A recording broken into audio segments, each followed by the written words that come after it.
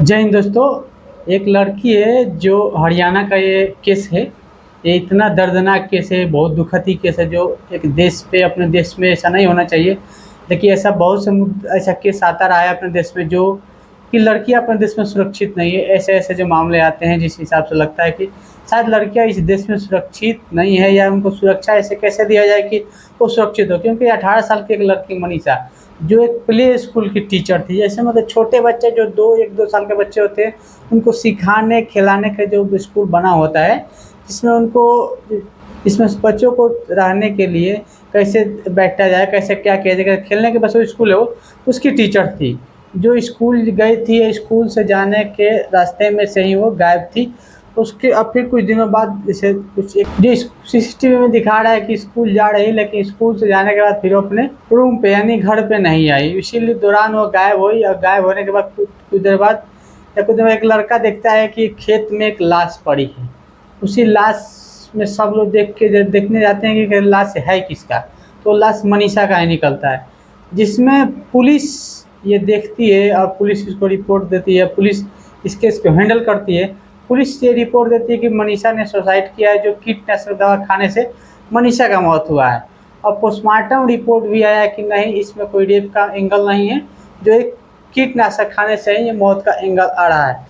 लेकिन जनता को इस बात पे पुलिस के बताई गई बातों पर विश्वास नहीं हुआ, इसलिए सरकार ने इस केस को सीबीआई को हैंड ओवर कर दिया।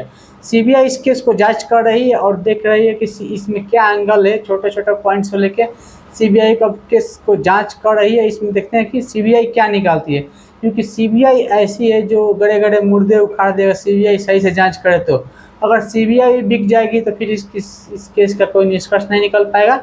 और इसमें जनता में इतना विद्रोह है, इसलिए इतना मतलब रोष है और विद्रोह भी है, क्योंकि पुलिस भी इसको नहीं झेल पा रही है, तो सरकार फाइनली इस केस को सीबीआई के हैंड ओवर कर दी। अब जनता के मन में भी थोड़ा संतुष्टि है कि शायद सीबीआई इस केस को अपने तरह से जांचेगी और अपने तरफ से निकालेगी इस केस को कि क्या इसमें एंगल है।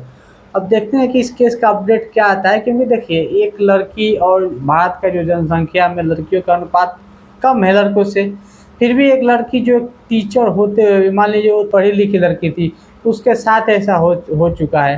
तो बताइए, एक अलग शहर की अलग लड़की, अलग गांव के लड़के के साथ ऐसा कोई भी कुछ करने का प्रयास कैसे कर सकता है। क्योंकि इस खबर से और घटना से एक ऐसा ही निकलता है कि लड़कियां अभी तक इस देश में उतनी सुरक्षित नहीं है जितना होना चाहिए। क्योंकि लोगों में जागरूकता है या नहीं है तो बात की बात है, लेकिन अभी इससे नहीं रहता है।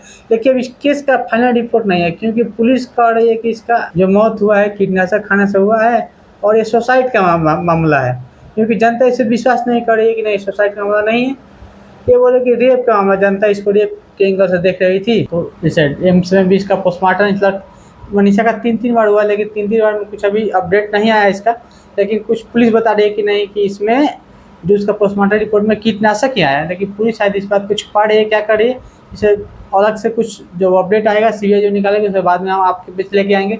लेकिन देखिए, क्योंकि एक लड़की होते हुए भी इस देश में सुरक्षित नहीं है। और ऐसे ही केस कुछ दिन पहले ग्रेटर नोएडा में भी आया था कि दहेज के लिए एक लड़की को, एक लेडीज को, माने एक शादीशुदा औरत को उसका पति ही जलाकर मार डाला।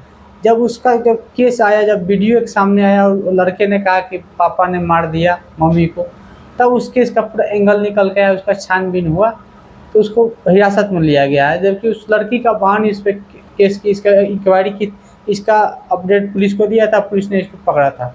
ये नोएडा की बात है। तो ऐसे ऐसे देश में घटना हुआ, क्योंकि देखिए लड़कियों की जनसंख्या ऐसे भी कम है। और दूसरी बात है कि जब ऐसा ऐसा केस आएगा, कुछ दिन पहले भी दिल्ली में बहुत से रेप हुए, बहुत से मर्डर हुए, कुछ हुए, ऐसा होता रहता है। होता क्या रहता है, ऐसा कराया जाता है ये सब भी। अभी कुछ दिन पहले, 1-2 साल पहले की बात है कि फ्रिज में किसी ने लड़की को काट के रखा था। एक दिन की बात है कि वो ऐसे महरौली की घटना है कि लड़की को जंगल में अलग अलग ठिकानों पर उसके शरीर का टुकड़ा कर करके फेंका था। एक ऐसा घटना है ये। और इस पर अगला जो रिपोर्ट आएगा, अपडेट आएगा, आप लोग के बीच में हम लेके आएंगे। देखते हैं क्या आगे हो रहा है।